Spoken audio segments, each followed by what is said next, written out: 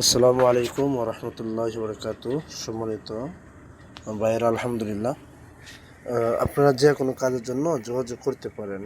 আল্লাহ দয়া করে মায়া করে ইনশাআল্লাহ কাজ করে দেব। এটা হচ্ছে স্বামী স্ত্রী অমিল। ধরেন বউকে রেখে স্বামী চলে গেছে, অথবা স্বামীকে রেখে বউ চলে গেছে। এখন স্বামী যদি চলে যায়, ওই স্বামীকে আবার ফিরিয়ে আনার জন্য এই তদবিরটা খুব পরীক্ষিত, খুব পাওয়ারফুল। এই তদবিরটা আপনারা করতে পারেন। স্বামী যদি চলে যায়, আপনারা এই তদবিরটা করবেন। আমি তদবিরটা আপনাকে দিয়ে দিতেছি। ইনশাআল্লাহ 1 সপ্তাহের ভিতরে স্বামী যেখানে থাকুক না কেন, স্বামী চলে আসবে, 100-তে 100 চলে আসবে ইনশাআল্লাহ। আপনারা তদবিরটা কিভাবে করতে হবে,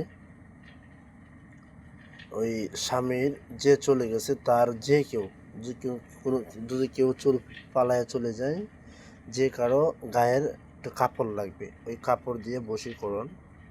ওই কাপড়, তার গায়ের কাপড় লাগবে। তারপরে কাপড় লেখার পরে আপনার এভাবে 3টা টুকরা লিখতে হবে।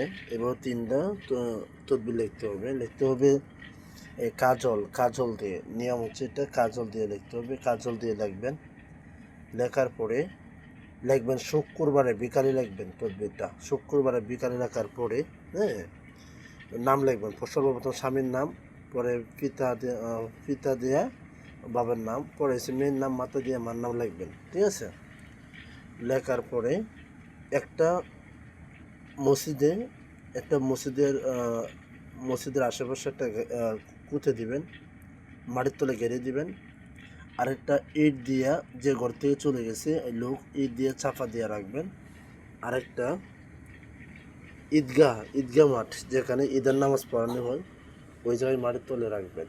এই 3টা তদবির, 3ভাবে আপনারা করে দিবেন ইনশাল্লাহ। আল্লাহ রাসূল, আল্লাহ হাবিবুর দয়া করে মায়া করে ওই স্বামী হোক, যে কেউ হোক, চলে আসবে। এটা পরীক্ষিত ইনশাল্লাহ। আপনার যে কোনো কাজের জন্য আপনারা যোগাযোগ করতে পারেন। অবশ্যই ইনশাল্লাহ কাজ করে দেবো। আল্লাহ দয়া করে মায়া করে যে কোনো কাজে বশীকরণ, স্বামী স্ত্রী অমিল, যে কোনো তদবির ইনশাল্লাহ। সবাই ভালো থাকেন। ভালো ভিডিও পেতে ভালো আমল দেবো ইনশাল্লাহ। চ্যানেলটা সবাই পাশে থাকবেন ইনশাল্লাহ আমার। যাক, ভালো থাকেন। আসসালামু আলাইকুম রহমতুল্লাহি ওয়া বারাকাতুহু।